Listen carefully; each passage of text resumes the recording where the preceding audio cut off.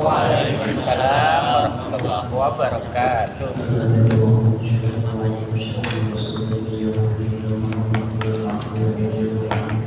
Al-Fatihah. A'udzubillahi minasyaitonir rajim. Bismillahirrahmanirrahim. Alhamdulillahirabbil alamin. Arrahmanir rahim. Maliki yaumiddin. Iyyaka na'budu wa iyyaka nasta'in. Ihdinas siratal mustaqim. Siratal ladzina an'amta 'alaihim ghairil maghdubi 'alaihim waladdallin.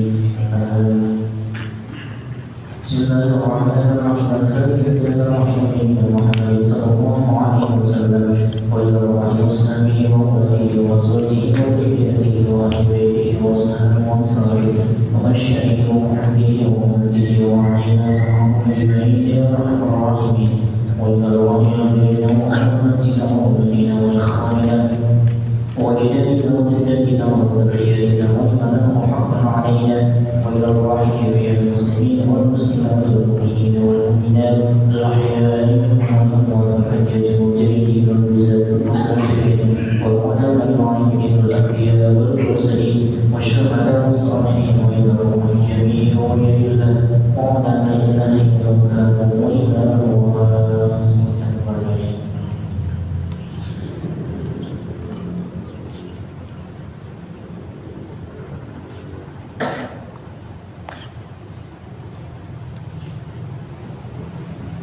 وإلى جميع القبور الآمنة وإلى مؤلفات الكتاب فتح معين العذاب الشاذمة للمولى العزيز الغني ولمحمد النبي صلى الله عليه وسلم. الفاتحة.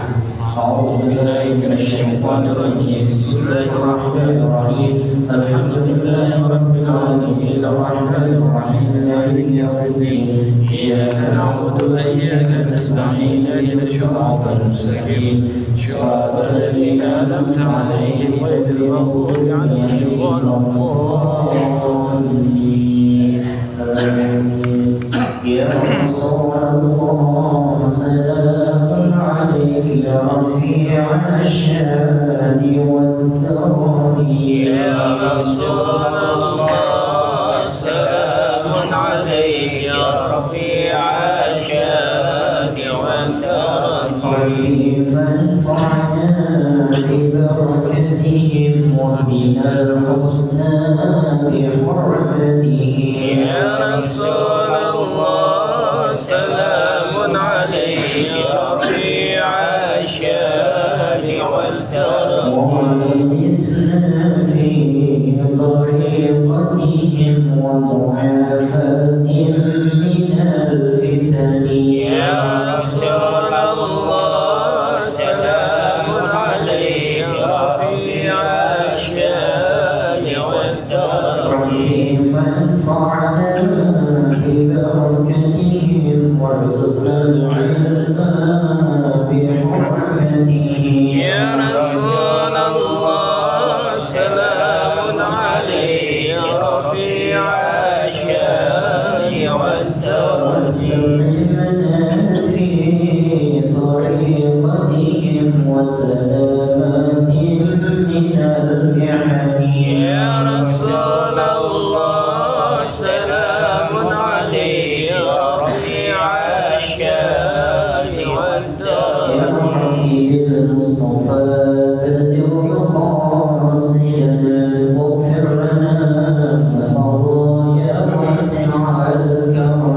يا ربي بالمصطفى بلغ مقاصدنا واغفر لنا ما مضى يا واسع الكرم. محمد سيد الكونين والثقلين والفريقين من عرب ومن عجم. يا ربي بالمصطفى بلغ مقاصدنا واغفر لنا ما مضى يا واسع الكرم. هو الغني الذي ترجى شفاعته لكل حول من الأموال مقتحم. يا ربي بالمصطفى بلغ مقاصدنا مقاصدنا واغفر لنا ما مضى يا واسع الكرم. قال المؤلف رحمه الله تعالى: وأنا النفع به والبركات وعلومه وبيومنا وبكل الدارين آمين. وجزاك الله. بسم الله الرحمن الرحيم. اللهم صل وسلم على سيدنا محمد وعلى آل سيدنا محمد أفضل الصلاة والتسليم دائما أبدا.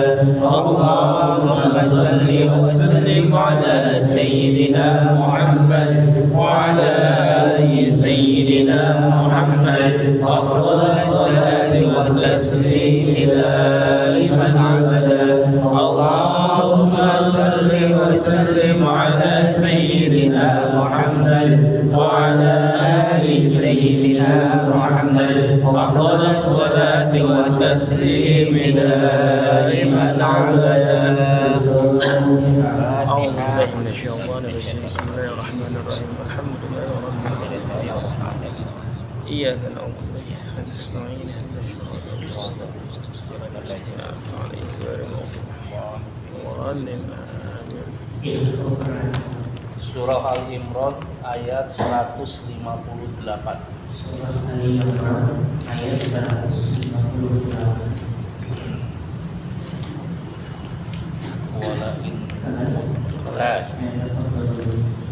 أعوذ بالله من الشيطان الرجيم. بسم الله الرحمن الرحيم. ولئن متم أو قتلتم لإلى الله تحشرون. فبما رحمة من الله لنت لهم ولو كنت فظا غليظ القلب لانفضوا من حولك فاعف عنهم واستغفر لهم وشاورهم في الأمر فإذا عزمت فتوكل على الله إن الله يحب المتوكلين. إن ينصركم الله فلا غالب لكم وإن يخذلكم فمن ذا الذي ينصركم من بعده وعلى الله فليتوكل المؤمنون.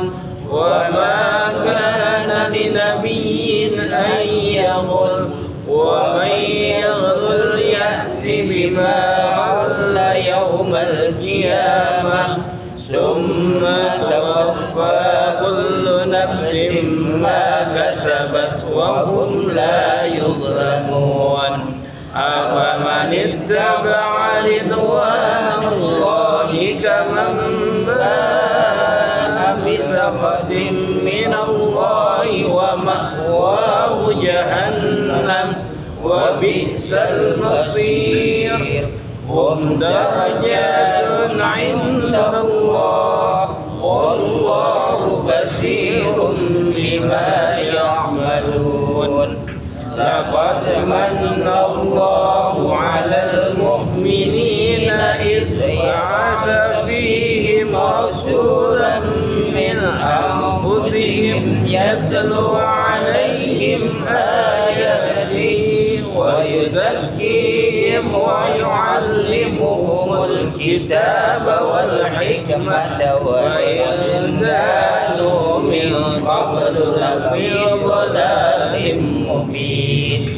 أولما أصابتكم مصيبة قد أصبتم مثليها قلتم أن هذا هو من عند أنفسكم إن الله على كل شيء قدير. صدق الله العظيم. الفاتحة. الحمد لله رب العالمين. الرحمن الرحيم مالك يوم الدين إياك نعبد غير المغضوب Alhamdulillah alladzi an'ama 'alaina bi'ala al-iman wal islam. Wassalatu wassalamu ala sayyidina Muhammadin khairil anam wa ala alihi wa sahbihi wa tabi'in ila yaumil qiyamah. Amma ba'du, wa sallallahu wa sallim ala sayyidina Muhammad wa ala ali sayyidina Muhammad. Hadirin jamaah rahimahumullah.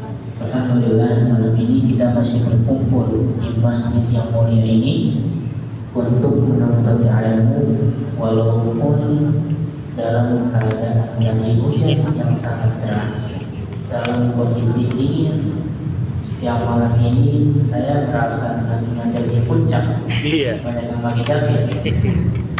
Mudah-mudahan Allah kasih kesehatan. Amin. Allah panjang umur kita. Amin. Allah ampuni dosa kita. Amin. Masuk surga bapaknya ditanya lagi. Amin. Amin. Amin ya Allah. Kita lanjut halaman 12 paragraf terakhir yang paling ujung. Walau halaman 12 ujung bawah sebelah kiri. Ujung paling bawah. Walau ketemu. Bismillahirrahmanirrahim.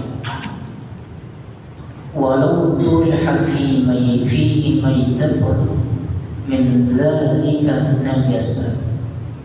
Walaupun itu bangkai dilempar ke dalam air, maka air itu dihukumi najis. Wa in kana at-tarihu ghayra mukallafin, walaupun yang melempar itu adalah orang yang belum mukallaf.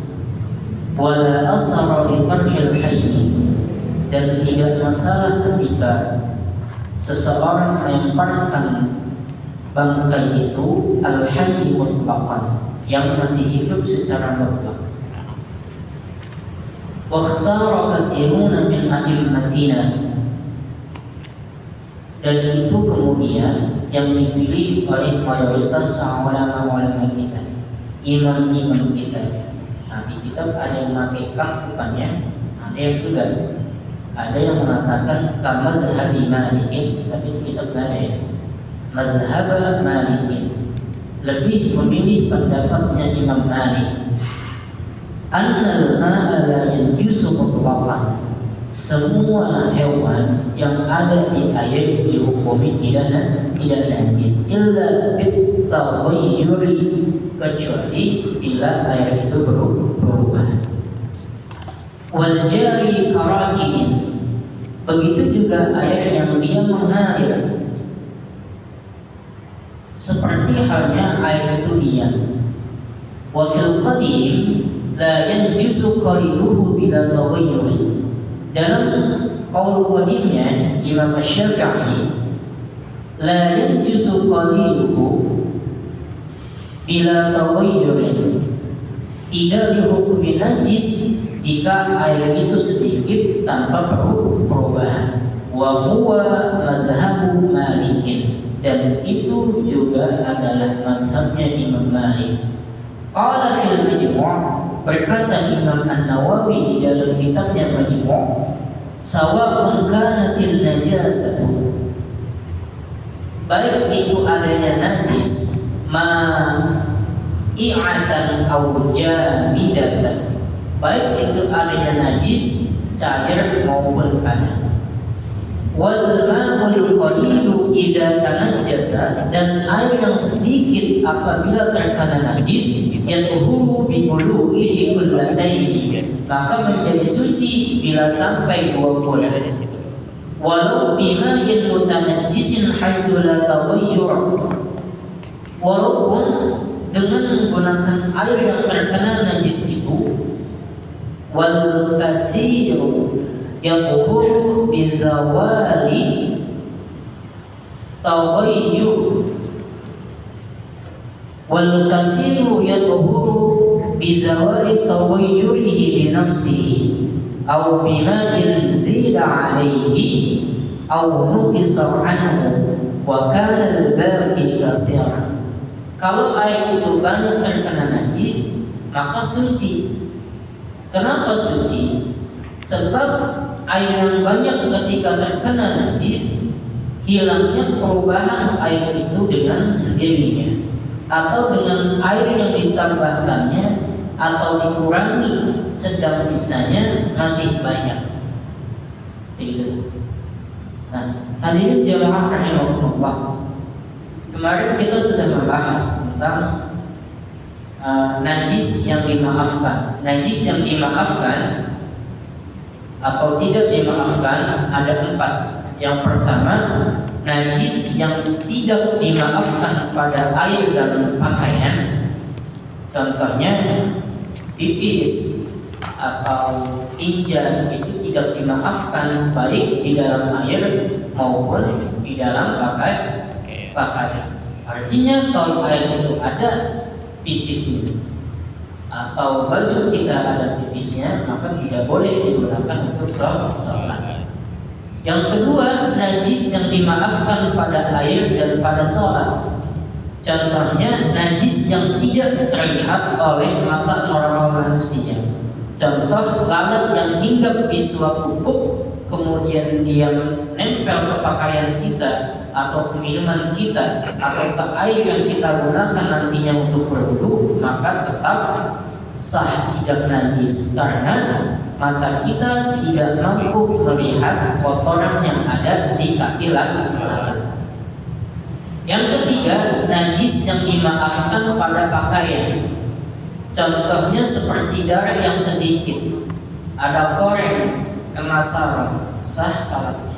Tapi kalau kemudian darahnya itu campur dengan air, maka tidak dimaafkan. Ada yang keempat, najis yang dimaafkan pada air. Contohnya tadi, hampir sama kayak lalat. Kenapa kemudian begitu? Kenapa kemudian mata yang normal yang tidak bisa melihat bahwa ada kotoran pada hewan kemudian dihukumi tidak najis, dihukumi bahwa masih sah sholat ketika nempel di pakaian kita atau di sarung kita? Sebab Allah Subhanahu wa taala berfirman dalam Al-Qur'an. Di dalam Quran surat Al-Hajj ayat 78 Allah berfirman, "Wa ma ja'ala 'alaikum," dan Allah sekali-kali tidak menjadikan fid dini min haraj, di dalam agama itu kesulitan. Jadi Allah menghendaki agama itu mudah. Bagaimana supaya kita tahu bahwa agama itu mudah? Dengan cara kita terus belajar. Kalau kita belajar, kita akan semakin tahu dan kita akan merasa bahwa diri kita semakin bodoh.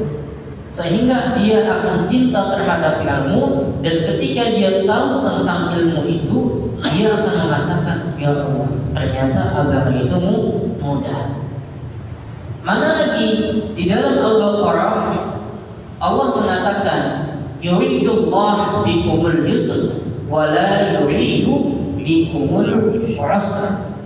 Allah itu pengennya yang gampang-gampang. Allah itu tidak menghendaki sesuatu yang sulit.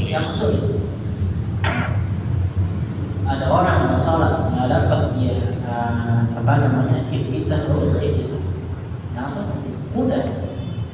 Ada orang kemudian masuk nggak bisa baca Fatihah, nggak usah baca Fatihah. Agama itu mudah kalau kita tahu ilmunya. Nabi Sallallahu itu dari Quran, dari hadis Nabi Sallallahu Alaihi Wasallam, hadis yang sahih. Nabi bersabda, "Innama bu'istu bil hanifiyatil as-samha." Sesungguhnya aku itu diutus oleh Allah untuk membawa ajaran yang hanif, yang lurus, as-samha, yang enak dan juga mengenakan. Begitu kata Nabi.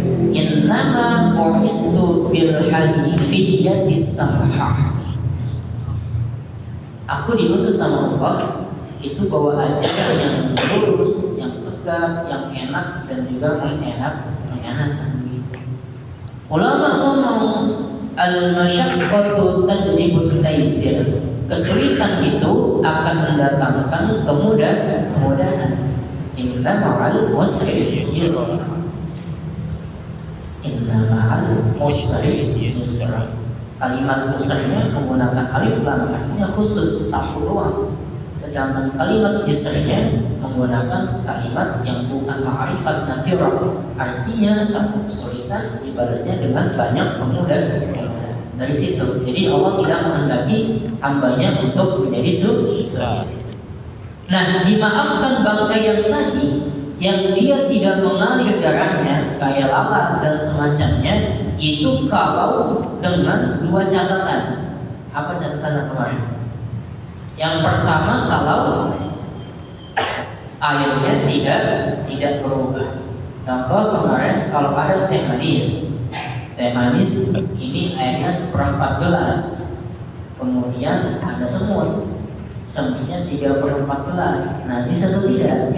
Najis, karena pasti berubah airnya. Itu urusan minum, artinya nggak boleh diminum teh itu, nggak boleh. Yang kedua, kalau tidak ada unsur kesengajaan. Makanya di kitab tuh wa in kana tarikh ghayra mukallafin, halaman 13 yang paling atas. Wa in kana tarikh ghayra mukallafin. Ada teh, ada semut. Semut itu kita matiin. Semutnya kita pindahin, kita masukin ke dalam teh. Najis atau enggak? Najis. Kenapa najis? Sengaja. Karena disengaja. Walaupun cuma satu semutnya. Tapi yang ngelakuin bukan saya, Ustaz. Anak saya masih kecil, di umur 2 tahun. Saya lagi minum teh atau minum kopi, ada semut di sampingnya, dimatiin semutnya, ditaruh ke kopi saya atau di teh saya. Najis atau enggak? Najis. Kenapa? Wa in kana tarihu ghayra mukallafin, itu maksudnya. Walaupun itu dilakukan oleh orang yang belum mukallaf. Kitab contohnya kalau jernih, ada air teh belum dipakai gula, ada gula di sebelah kita mau tuangin gula itu, tapi di gulanya ada semut, kemudian kita masukin aja, najis apa enggak? Najis. Kenapa najis? Karena kita melihat dan kita memasukkannya dengan sengaja. Diapain? Caranya dibuang dulu, dipisahin.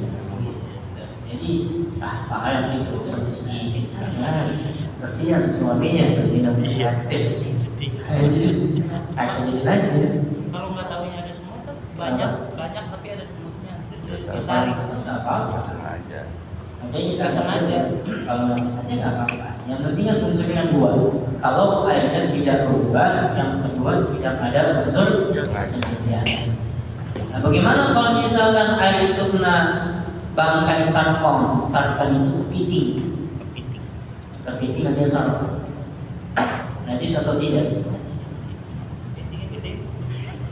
Kepiting apa piano piting?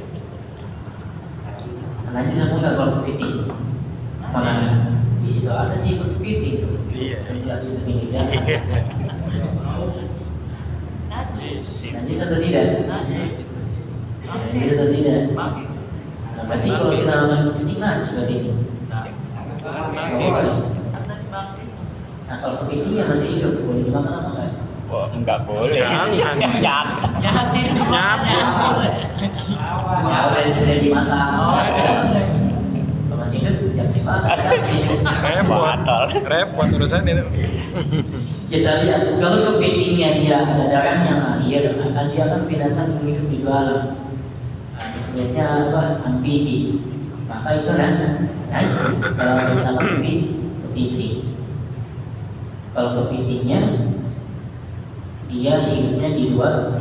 Tapi ulama nanti bakal beda pendapat tentang kepiting ini, dan nanti di depan Fathul Mu'in ini akan dibahas tentang kepiting. Nah, gimana kalau misalkan kodok? Sama dua alam. Najis ya? Najis. Kodok haram dimakan, kan ada tuh di pinggir jalan tuh namanya apa? Suike.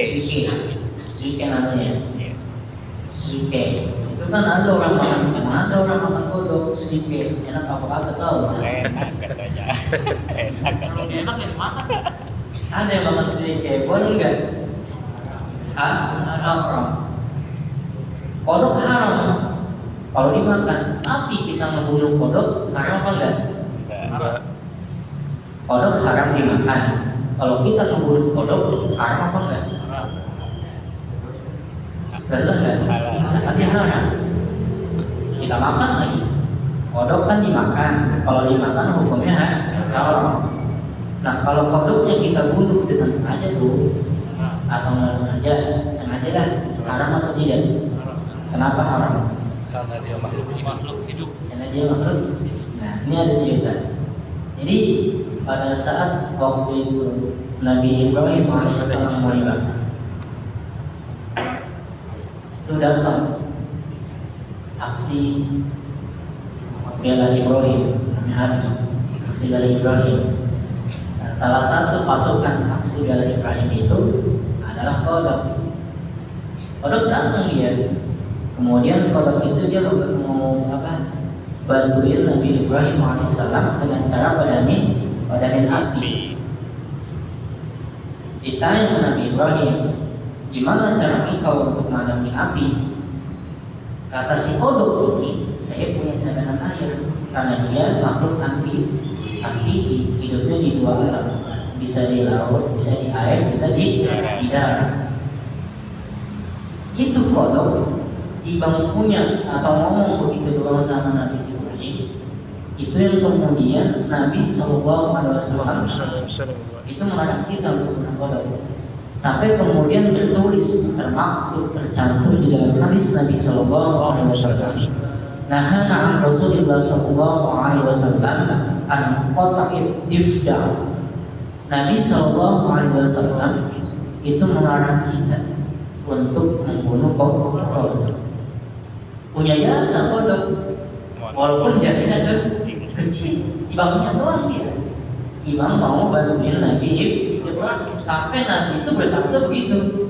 Cuma gara-gara dia mau ikut ngebela Nabi Ibrahim dengan semampunya dia, begitu juga kita mau bantu, mau bantu Palestina begitu misalnya, apa semampu kita, itu udah dicatat sama Allah. Kodok punya jasa, walaupun jasanya kecil, makanya ulama mengatakan, Innallaha la yudhi'u ajral muhsinin. Allah itu walaupun jasa atau yang kita lakukan sedikit itu tetap dipandang oleh Allah Subhanahu wa Ta'ala. Ustaz, tapi ini misalkan ada orang, saya suka banget sama suike itu, mau kodok. Saya kalau nggak makan tanpa kodok nggak bisa, saya bisa mati saya gitu. Bagaimana kemudian hukumnya kalau ada orang yang suka banget sama kodok, kemudian dia maunya makan kodok, boleh atau tidak? Nggak boleh. Tetap nggak boleh. Pakis misalkan, pakis nggak bisa makan kalau nggak ada kodok. Jadi kalau bahasa kita mah kerupuknya pakis ke kodok. Boleh apa enggak? Kalau ada orang suka, kalau umum kan nggak boleh, hukumnya haram. Ngebunuh kodok juga haram. Bagaimana kalau ada orang yang dia suka banget sama kodok? Tetap boleh. Haram atau tidak? Haram. Boleh nggak bawa? Mati enggak? Iya, kalau dia nggak makan kodok nggak bisa dia. Pokoknya kalau nggak makan harus ada kodoknya. Tapi kalau nggak makan nggak mati kan? Kalau nggak makan, Nggak mati. Sakit. kalau nggak makan mati juga sakit dia namanya. Bisa makan nasi doang. Dia nggak bisa makan nasi doang, pokoknya bisa sama kodok aja. Ini orang susah banget ya. Kita nggak bisa kan? Kemudian kita kan tinggal di kota, bisa jadi orang di desa sana atau di mana begitu dia Islam, tapi dia memang makan kodok segala macam, boleh atau enggak? Boleh. Jawabannya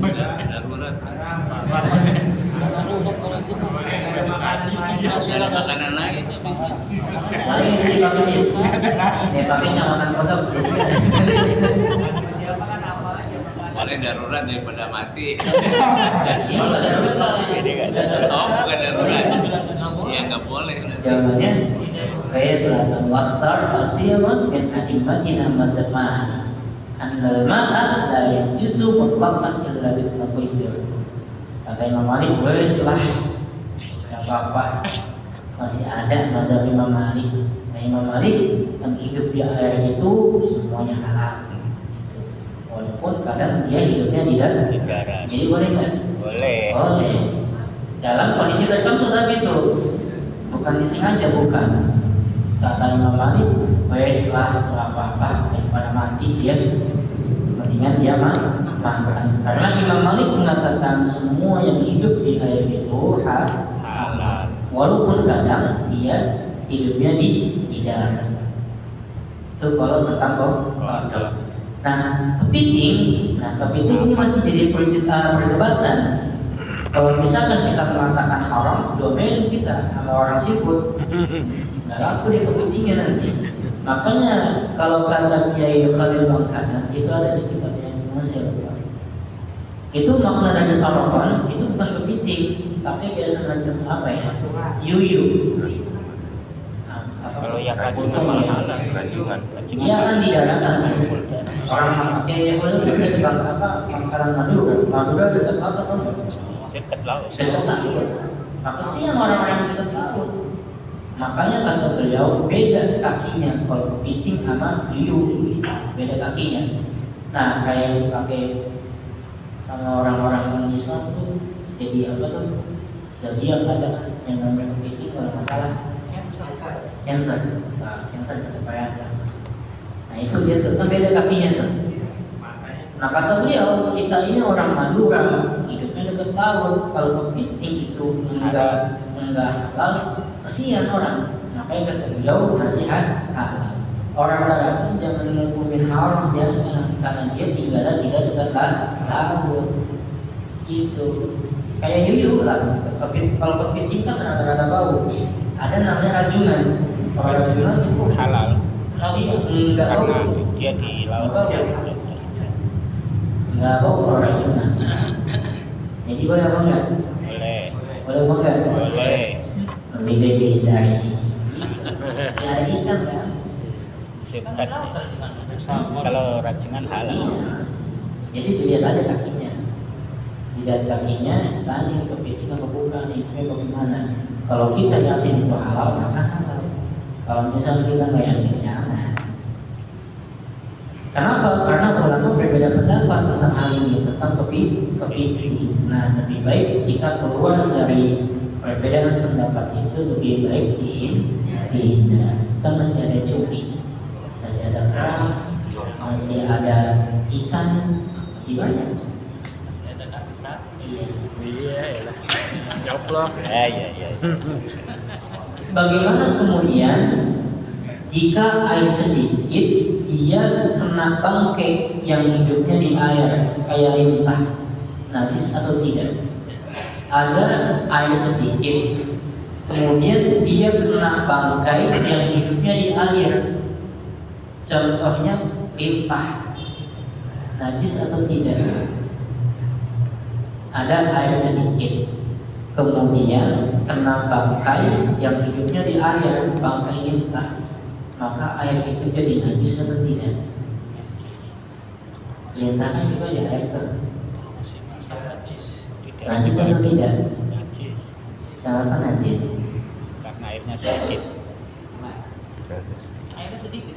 Airnya sedikit. Nah, di dalam kitab sini di kitab tidak menjadi najis air yang sedikit bila terkena bangkai yang hidupnya di air. Contohnya adalah lintah, dimaafkan. Jadi nggak mengapa kalau misalkan yang dibuang pada air itu binatangnya masih hidup, mau yang hidupnya di air atau di darat. Ya contoh misalkan semut, ini semut masih hidup, kemudian ditaruhin ke air, kemudian diangkat lagi juga apa? Kalau misalkan dia hidupnya di di air. Jadi tidak menjadi najis air yang sedikit bila kena bangkai yang hidupnya di air. Contohnya adalah lintah. Makanya banyak di dalam ulama mazhab Syafi'i, termasuk juga Imam Al-Ghazali, kata beliau, ya sudah, kalau misalkan airnya berubah, gampangnya intinya, kalau misalkan airnya berubah, najis. Kalau airnya tidak berubah, tidak najis. Wa huwa madhabu Malik. Begitu juga mazhabnya Imam Malik. Supaya kita mudah memahaminya, kalau nggak berubah nggak najis, kalau berubah jadi najis. Begitulah buat kehati-hatiannya. Bagaimana kemudian wal jari karokit, kalau air itu mengalir dan dia terkena najis? Bagaimana jika air itu mengalir dan kemudian dia terkena najis?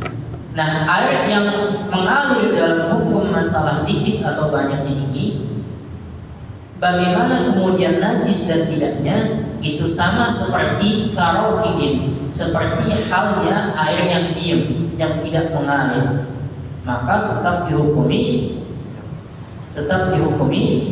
najis. Tergantung, kalau air yang berubah, ya najis. Kalau tidak berubah, tidak najis. Cuma itu wafil qadim, di dalam qaul qadim Imam Syafi'i. Jadi Imam Syafi'i ini punya dua qaul, dua pendapat. Kenapa ada dua pendapat kayak gitu? Sebab Imam Syafi'i dulu lama di Irak, di Baghdad. Di Baghdad. Sehingga Imam Syafi'i itu berpendapat sesuai dengan kondisi saat itu. Makanya antara qaul qadim sama qaul jadid ini sama aja sebetulnya, cuma hanya berbeda di dalam 17 masalah doang. Imam Syafi'i yang tadinya ada di Baghdad, nah salah satu muridnya yang terkenal adalah mazhab Imam Ahmad bin Hanbal. Itu mazhab Imam Hambali, itu murid Imam Syafi'i. Beliau hafal 1 juta hadis, Imam Ahmad bin Hanbal. Sekarang di Mekah itu mazhabnya mazhab Imam Ahmad bin Hanbal, Hambali di Mekah. Makanya ulama-ulama sana menganutnya ke mazhab Imam Ahmad bin, padahal Imam Ahmad bin Hanbal itu muridnya Imam Asy-Syafi'i. Kalau secara nomor tuaan Imam Ahmad bin Hanbal, tapi beliau belajar kepada Imam Asy-Syafi'i sampai kemudian beliau mendirikan mazhab sendiri, namanya mazhab Imam Ahmad bin Hanbal. Nah, qaul qadim mengatakan bahwa air yang mengalir dalam hukum masalah sedikit dan banyaknya itu sama seperti halnya air yang tidak mengalir dalam kondisi banyak atau dikitnya. Dilihat dulu najis atau tidaknya. Nah, dalam qaul qadim dan juga qaul jadid ini, Imam Asy-Syafi'i itu cuma berbeda dalam masalah 17 masalah doang. Jadi setelah Imam Asy-Syafi'i itu dari Baghdad, beliau pindah ke Mesir. Nah, ketika pindah ke Mesir disebut dengan qaul jadid, ada pembaharuan di dalam pendapatnya. Contoh begini. Qaul qadim, Imam Syafi'i rakaat 1 dan 2 baca suratnya pas datang ke Mesir.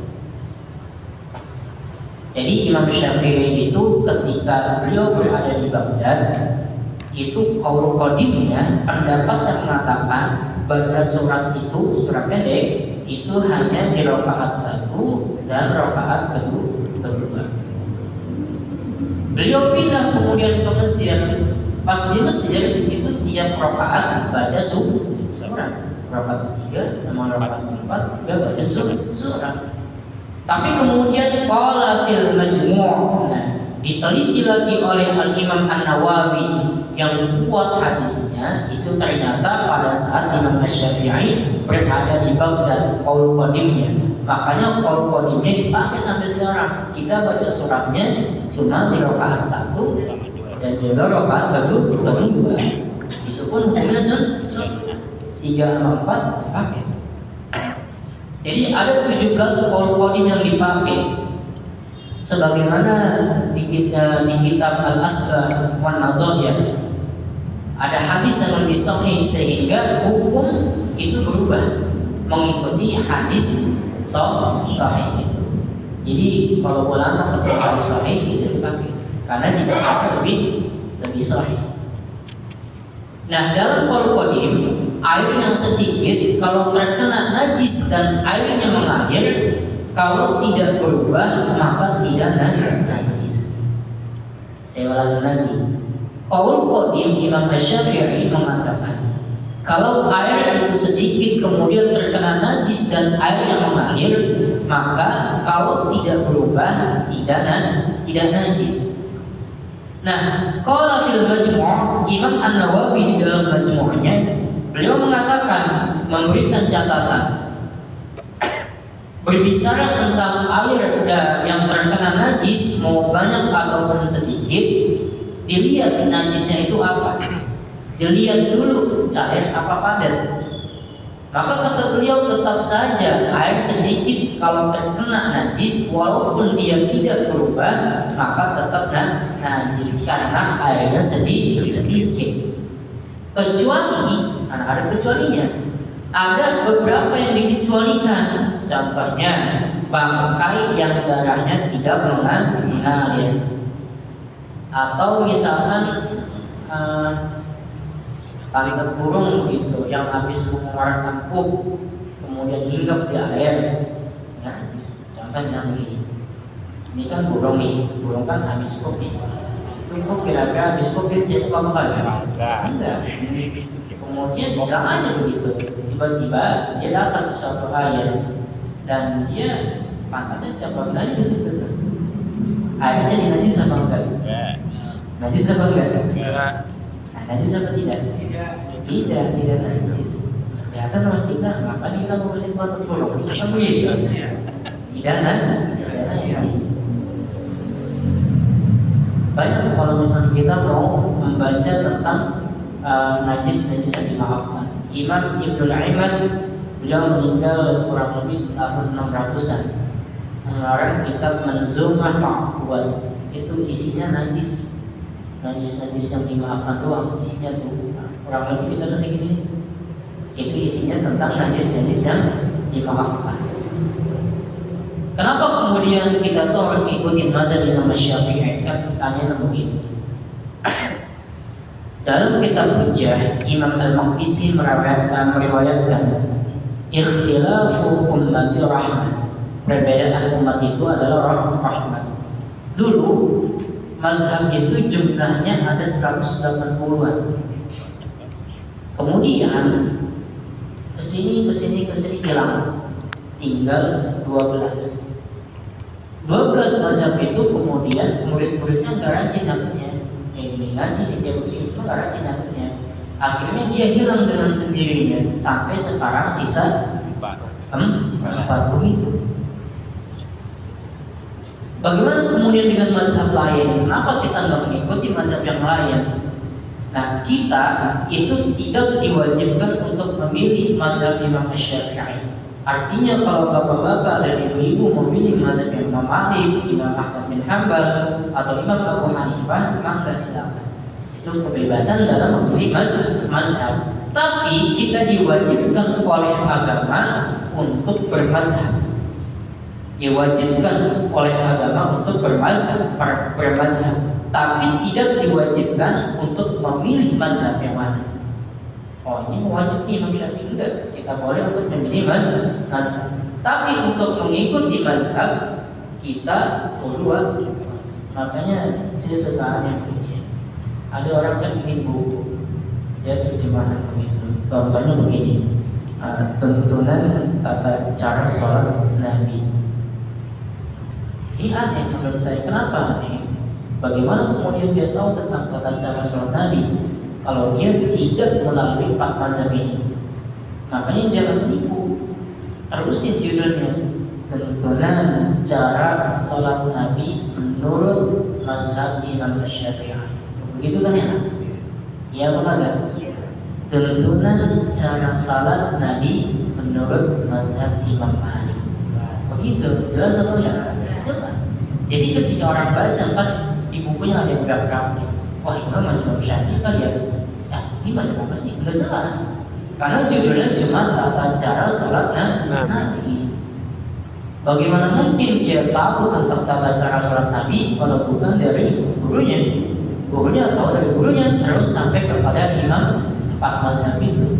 Kalau nggak Ahmad bin Hanbal, kalau nggak Abu Hanifah, kalau nggak Imam Syafi'i, kalau nggak Imam Malik. Jadi ada 2 nih perbedaannya. Kita diwajibkan oleh agama untuk mengikuti mazhab, tapi kita tidak diwajibkan untuk menentukan mazhab mana yang mau kita ikuti. Bebas.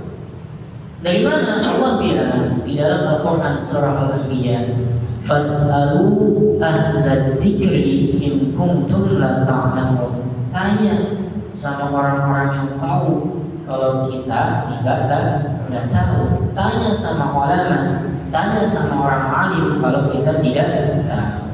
Itu namanya taklid. Kita kenapa kemudian mengikuti mazhab Imam Syafi'i?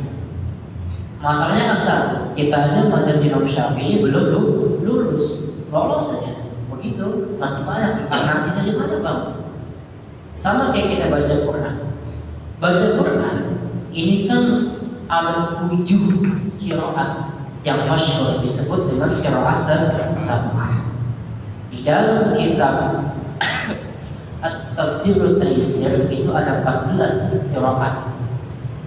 Nah, qiraat yang kita pakai itu qiraat Imam Asim. Riwayatnya Imam Hafiz yang kita baca nih. Itu ada 1 qiraat belum tuntas. Belum lagi tajwidnya.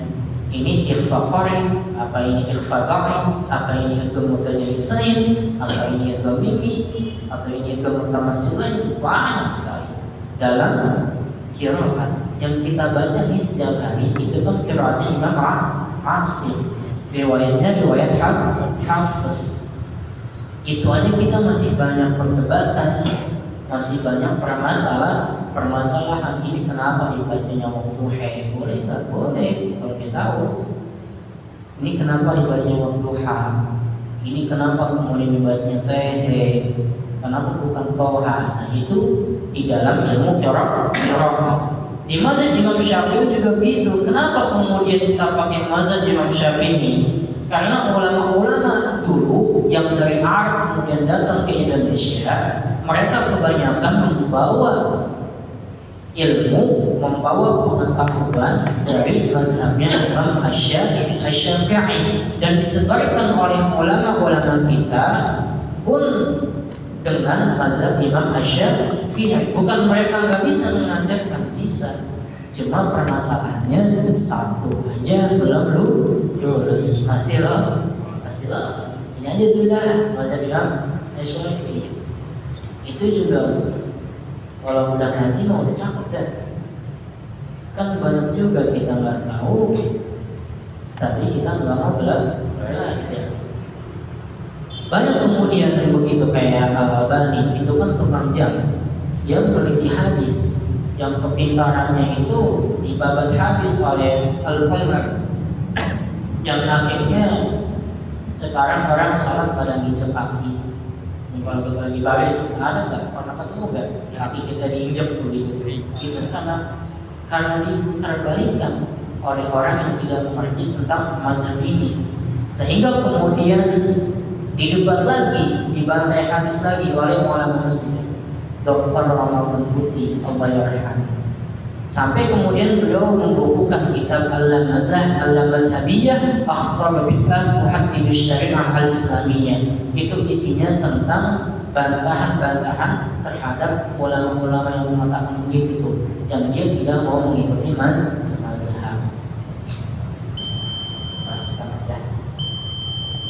Ya, mudah-mudahan bermanfaat. Saya belum bahas cicak ini, kemarin pertanyaan-pertanyaan. Mudah-mudahan Allah kasih manfaat dan Amin. kita dengan hamdalah dan apa para majelis. Alhamdulillahirabbil alamin. Subhanakallahumma wa bihamdika asyhadu an la ilaha illa anta astaghfiruka wa atubu ilaik. Allahumma muwaffiq ila aqwamit thariq. Wassalamualaikum warahmatullahi wabarakatuh.